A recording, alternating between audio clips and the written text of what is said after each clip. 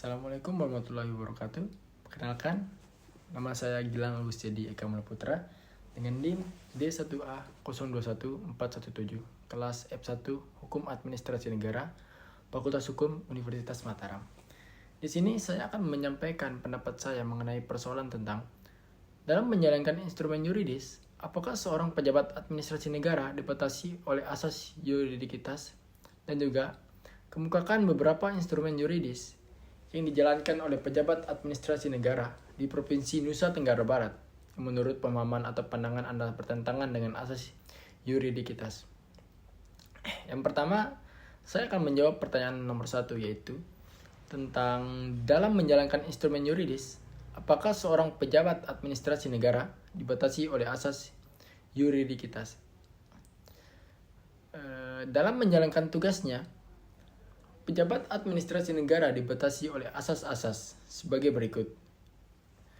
Yang pertama, asas yuridikitas. Yang kedua, asas legalitas. Yang ketiga, asas diskresi fresh air meson. Dan yang keempat, asas-asas umum pemerintahan yang baik. Seorang pejabat administrasi negara dibatasi oleh asas yuridikitas, yang dimana dimaksud dengan asas yuridikitas adalah bahwa setiap tindakan pejabat administrasi negara tidak boleh melanggar hukum atau harus sesuai dengan rasa keadilan dan kepatutan. Jadi, asas yuridikitas ini maknanya adalah menerangkan bahwa kebijakan pemerintah tidak boleh melanggar hukum dalam arti luas.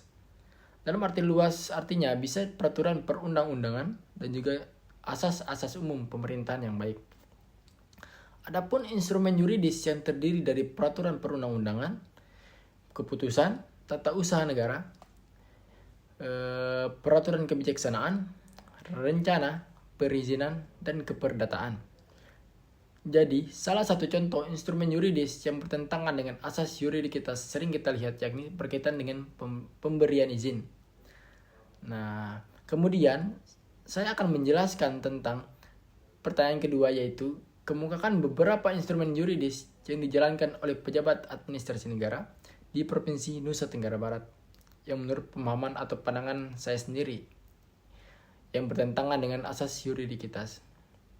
Nah, langsung saja saya akan menjelaskan untuk pertanyaan yang kedua, yaitu kemudian berkaitan dengan contoh instrumen yuridis yang bertentangan dengan asas yuridikitas di Nusa Tenggara Barat.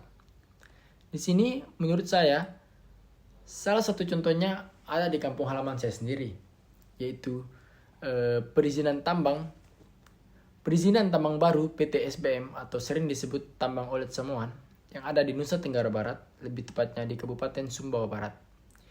Yang saya rasa perizinan ini bertentangan dengan asas yuridikitas, di mana posisi tambang tersebut berada di pusat kota, yang dimana dapat mengakibatkan kerusakan lingkungan sekitar, mulai dari pengerusakan hutan, pencemaran sumber mata air, dan juga dapat membuat populasi flora dan fauna yang ada di dalamnya berkurang. Itu tidak terlepas dari dampak yang ditimbulkan oleh pembangunan tambang baru tersebut. Dan juga mengingat, kegiatan penambangan selama ini tidak memberikan dampak positif bagi masyarakat sekitarnya. Sebaliknya, keberadaan tambang tersebut hanya membawa dampak negatif bagi masyarakat. Mungkin sekian dari argumen dari pembahasan saya kali ini. Lebih kurangnya saya mohon maaf. Wabillahi taufiq wal hidayah. Wassalamualaikum warahmatullahi wabarakatuh.